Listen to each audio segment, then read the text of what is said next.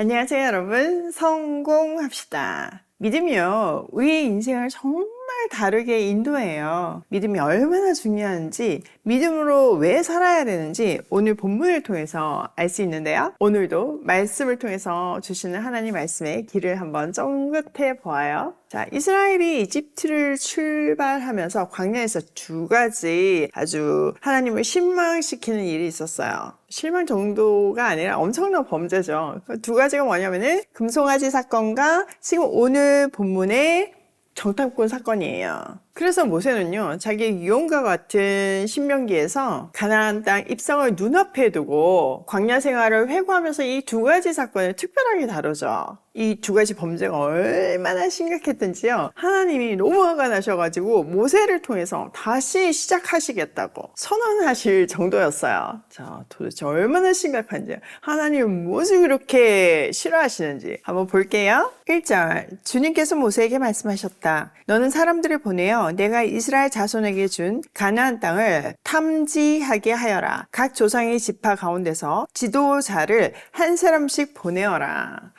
자, 이것만 보면 마치 하나님께서 모세를 통해서 정탐꾼들을 가나안에 보내는 것 같이 보이잖아요. 그런데 모세가 신명기에서 이 부분을 말한 그 내용을 보면요, 좀 달라요. 신명기 메시지는 광야 생활 40년을 끝내고 가나안 입성 직전에 모압 평지에서 모세가 정말 마지막 유언처럼 백성들에게 전한 메시지잖아요. 모세 오경 중에서 창출, 레민 이거를 다 요약한 책이 신명기잖아요. 그래서 이 내용도 신명기를 베이스로 해석해야 돼요. 자, 신명기 1장 20절에서부터 23절을 한번 볼게요. 그때 내가 당신들에게 일렀습니다. 이제 당신들은 주 우리의 하나님이 우리에게 주시는 아모리 사람의 산지까지 왔습니다. 보십시오. 주 당신들의 하나님이 주신 땅이 당신들 앞에 있습니다. 주 당신들 조상의 하나님이 당신들에게 말씀하신 대로 올라가서 차지하십시오. 두려워하지도 말고 겁내지도 마십시오. 그러나 당신들은 다 나에게 와서 이렇게 말했습니다. 땅을 탐지할 사람들을 먼저 보내서 우리가 올라갈 길과 우리가 쳐들어갈 성읍들이 어떠한지 그 땅을 정찰하여 우리에게 보고하게 하자. 내가 듣기에도 그 말은 옳은 말이어서 나는 각 지파에서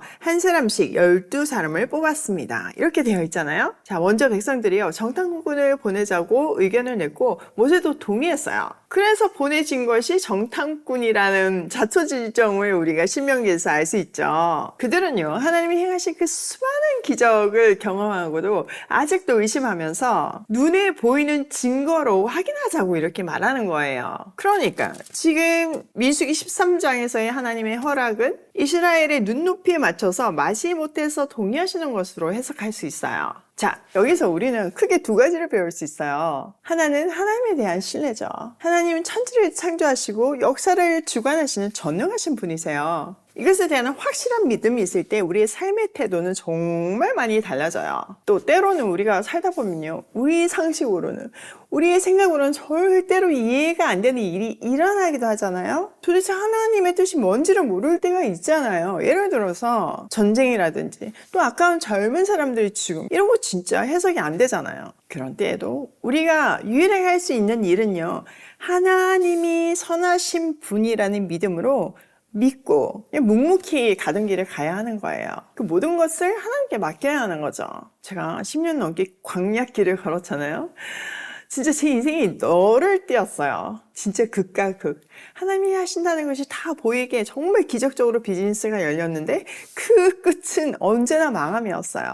뭐 그렇게 한 번은 할 수 있겠죠. 근데 그게 계속해서 반복하다 보니까 진짜 마음이 많이 힘들더라고요. 근데 그때마다요, 제가 불평하면서 그냥 다 때려치는 것이 아니라 매번 다시 일어나서 최선을 다하니까 제 인생이 성장을 했어요. 그러니까 뭐 물질적인 성장을 빼놓고라도 저의 어떤 내적인 성장이 정말 많이 있었어요.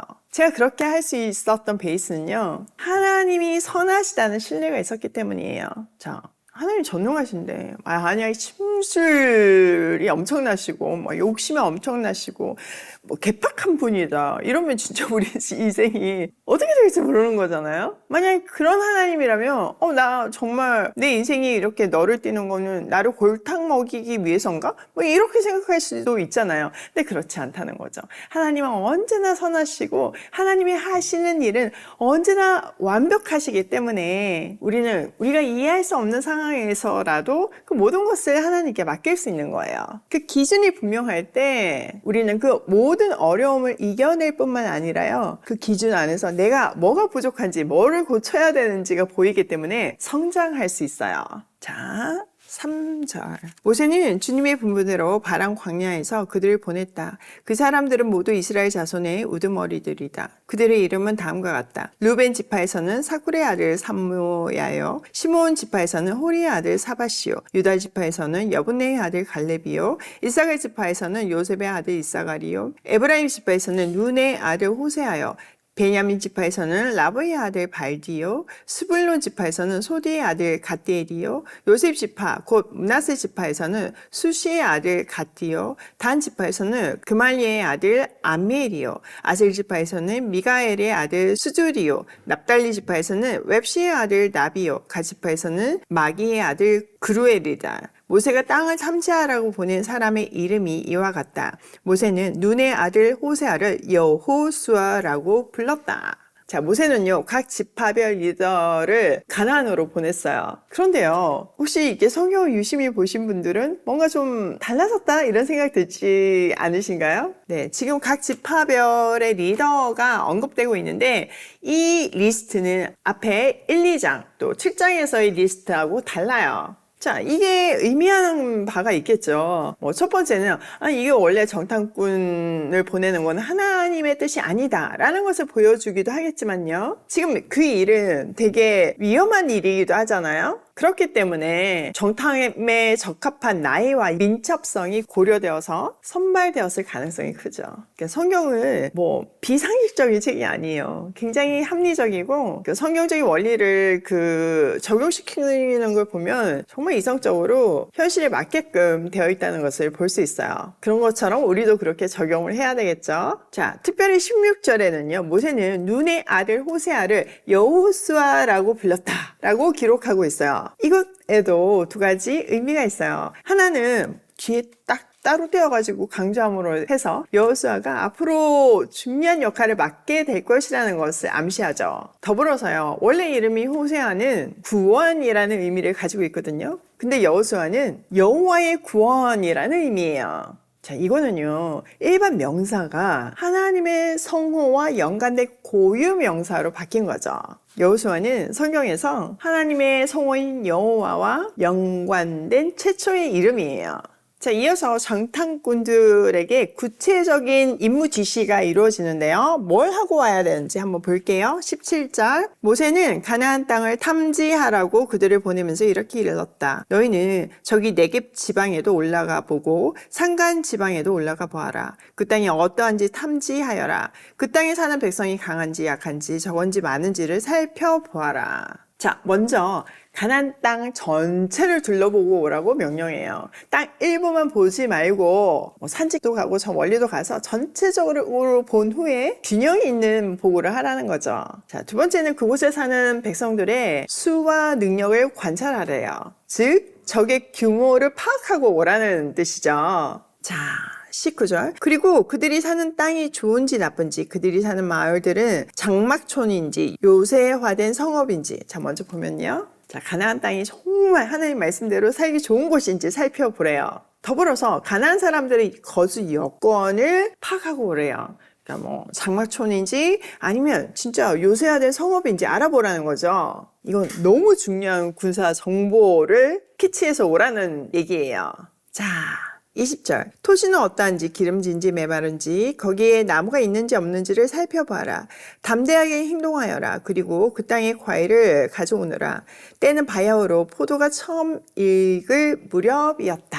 자, 토지 상태도 살펴보래요. 땅이 얼마나 기름진지를 확인하기 위해서 그 땅에서 나온 수확물을 가져오라는 거죠. 사실 모세는요, 그것을 확인한다는 의미도 있었겠지만, 그래서 전략을 세울 의미도 있었겠지만요, 먼저는 이 정탐을 통해서 백성들의 걱정을 좀 잠재우고 싶었던 것 같아요. 하나님의 말씀이 정말 맞다는 것을 확인시켜 주는 거죠. 그들이 증거를 요구했으니까요. 더불어서 전쟁에 필요한 정보 또한 수집하고 있어요. 사실 오늘 본문의 이 정탐꾼 사건은요, 이스라엘 백성들이 38년간 광야 생활을 하게 된 아주 중요한 사건이거든요. 사실 이제 가나안까지 며칠이면 가는 건데 그 길을 무려 38년에 걸쳐서 가게 된 그 이유, 우리 인생에서는 절대로 일어나서는 안 되는 이유, 다음 시간에 알아보기로 해요. 자, 오늘 내용을 우리 삶에 한번 적용을 해보면, 첫 번째, 하나님에 대한 절대적인 신뢰가 우리의 삶을 바꾼다. 히브리서 11장 1절 말씀을 보면요, 믿음은 바라는 것들의 실상이요 보이지 않는 것들의 증거니 라는 구절이 있어요. 이 구절은요, 믿음이 단순히 눈에 보이는 현실을 넘어서 아직 이루어지지 않은 하나님의 약속을 확신하는 것임을 강조하고 있죠. 여기서 실상은 실질적인 존재를 말하는데, 결국 믿음은 하나님이 약속하신 미래를 현재의 확고한 사실로 받아들이는 것이라는 것을 말해주고 있어요. 또 보이지 않는 것들의 증거라는 말은요, 우리는 볼 수 없지만